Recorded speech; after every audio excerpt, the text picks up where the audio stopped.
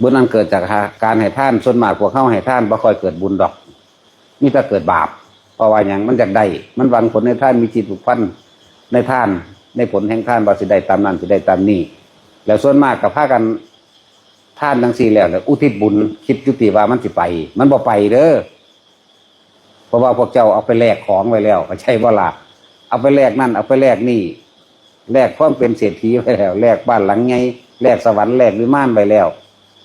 แลกให้ลูกเต้าร้อยล้านสอบได้เป็นนั่นเป็นนี่เป็นเทวดารักษาบุญคุ้มครองยังมั่งอุสารพัดแล้วแต่สิแลกเงินบ่ ทั้งสี่แหละมันเลยบ่เป็นบุญนี่คือความจริงเด้อพวกเจ้าเคยบ่เข้าไปรู้บ่เข้าไปรู้ในโลกของทิพย์โลกจิตโลกวิญญาณบ่เข้าไปรู้ในโลกของอีกอัตภาพหนึ่งเอิ้นว่าเทวดาพวกเฮาบ่เคยเห็นก็เลยบ่เข้าใจว่าเขาได้หรือบ่ได้คือบางคนเขาตั้งใจไว้ว่ามื้อนี้สิทำบุญหาบิดามารดาหาพ่อหาแม่หาปู่ตายายก็จังแต่ว่าในใส่ชื่อว่าสิทำบุญหาอุทิศหานิมนต์พระมาแล้ว9 องค์ 10 องค์ก็จังเถอะ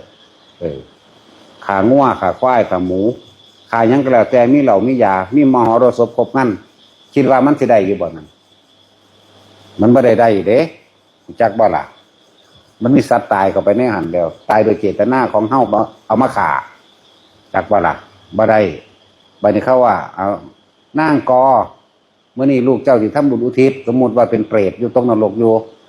มาหาเจ้าไปขึ้นไปรับส่วนบุญก็ไปนั่งก็จ้ออยู่ใกล้ๆงานนั่นแหละจักบ่ล่ะทางนี้กันเมาอยู่เซ่อยู่ฟ้อนล่ำอยู่ขางัวขาหมูอยู่ขาเป็ดขาไก่หอยแครงแมลงผู้กินเหล้าเมายา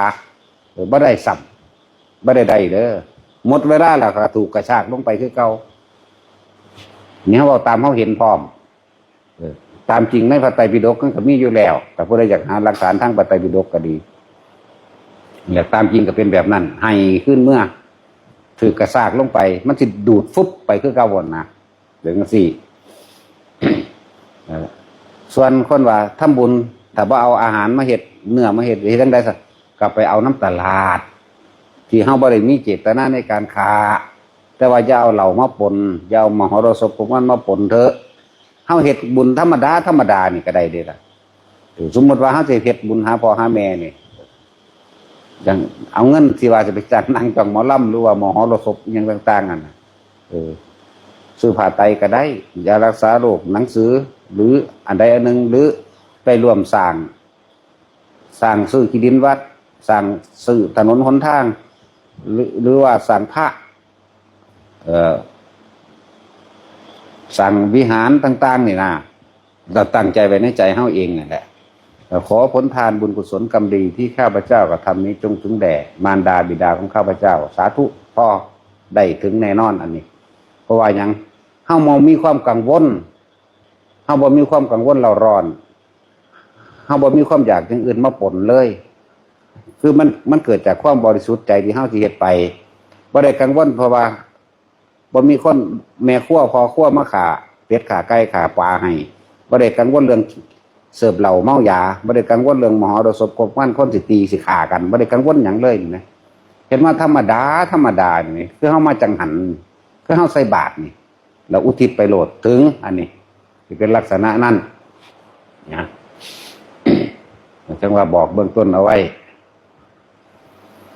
ส่วนมากมันบ่เป็นจังซั่นพี่เนาะมันย่านนั่นไทบ้านว่าแม่นบ่ล่ะย่านไทบ้านว่าเด้โอ้ยมึงเฮ็ดจังซั่นจังซี่บ่ถูกบ่แม่นแนวว่ะผิดบ้านผิดเมืองบ้านเมืองเขาบ่พายเฮ็ดแบบนี้ก็ว่าเด้ผิดก็ผิดนะผู้ใดก็ดีถ้ายินได้ฟังแล้วมาเฮ็ดต่อเจ้าของโลดว่าหาตั้งแต่ไปรวมเงินกันเฮ็ดจังซั่นก็ได้ดอกเฮ็ดต่อเจ้าของเลยส่วนมากมันจะไปทางเอาใจชาวบ้านมันสิหูจักหยังสาชาวบ้านเนาะมันก็มีตั้งแต่อันสิลักเอาน้ำปูน้ำปลาผงชูรส เนื้อสันเนื้อตับไปร้อยไปกินเฮือนนั่นแหล้วจังซั่นจังว่าหลายคนบ่ทันได้เข้าใจแนวนี้ คิดแต่ว่าทำบุญแล้วสิได้โลด บ่ฮู้จักว่าเจ้าของเราร้อนและกังวลอยากได้นั่นอยากเป็นนี่อุ้ยสารพัดแนวอธิษฐานเอาแนวอธิษฐานขอมันบ่แม่นเด้อบ่ถือ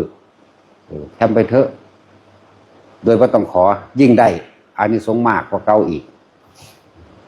จังว่าบอกวิธีแก้กรรมให้แต่ละคนเด้อการแก้กรรมที่ดีที่สุดคือการบ่นำเรื่องเก่าเข้ามาคิด